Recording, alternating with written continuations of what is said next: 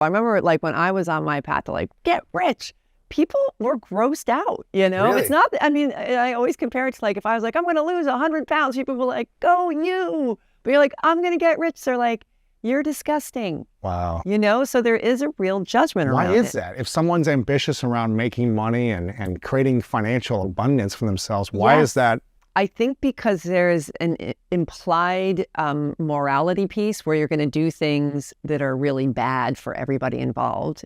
Like money's the main goal, so you'll do anything to get rich. I think there is this really weird perception of that, and I do think that the news definitely focuses on all the evil that people do to make money. And so, I mean, that you rarely hear about people giving lots of money your way or doing Right. wonderful things with money. It really Right. is about how evil the rich are. Yeah, it's more rare to hear. People are giving, but you don't hear about it that Yeah, much. not so much. And it's also, here's the interesting thing, because we've also been taught to diminish our giving, like to not talk about our giving, Right. to make it anonymous. Don't brag that you're giving.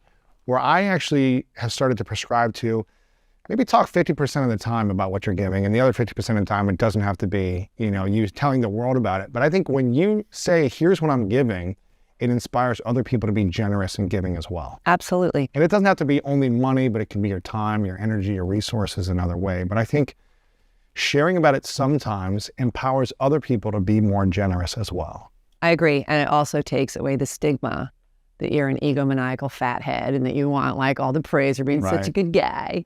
But, and why not? Like we talk about other good things we do. It's just money. I've written about sex. I've studied religion. Money is by far the most loaded. The most loaded. Absolutely. It's the dirtiest topic. Really? I don't know why. And I really don't. It's interesting though. Like, did your parents talk to you about money? I grew up.